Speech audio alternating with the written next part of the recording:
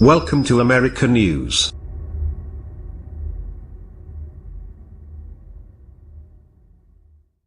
Full-scale repeal of Obamacare has failed, at least for now. But there are still components of the law that can, and should, be rolled back immediately.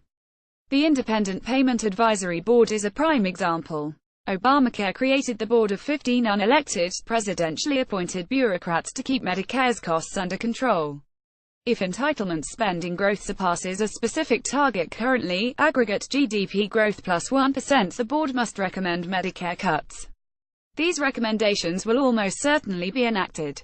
The only way to avoid IPAB's proposed cuts is for Congress to quickly devise and pass an alternative set of cuts by a 2/3 majority. In today's political climate, it'd be tough to get 67 senators to agree on the day of the week. It's highly unlikely they'd agree on Medicare cuts. IPAB isn't permitted to directly cut benefits, but it can reduce payments to providers, thereby making it financially impossible for doctors to provide certain treatments. If IPAB decides to slash reimbursements for certain cancer drugs or surgical procedures, beneficiaries will quickly lose access to those services and treatments. In effect, Obamacare gave an unelected board the power to ration healthcare for seniors. President Trump hasn't appointed anyone to IPAB. President Barack Obama did not do so either. Thankfully, the board hasn't been needed, because Medicare's spending has grown more slowly than the target rate since IPAB's creation. But spending will undoubtedly accelerate in the coming years as more people enroll in Medicare. So, the only way to stave off unilateral changes to Medicare is to scrap IPAB.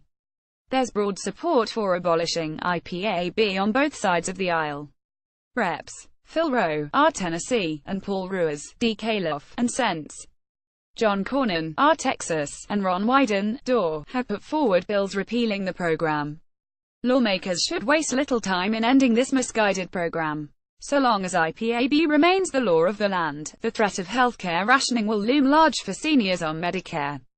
The entitlement needs reforms, but those changes should come from Congress, not unaccountable bureaucrats.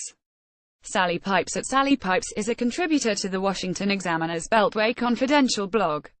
She is President, CEO, and Thomas W. Smith Fellow in Healthcare Policy at the Pacific Research Institute. If you would like to write an opt for the Washington Examiner, please read our guidelines on submissions here.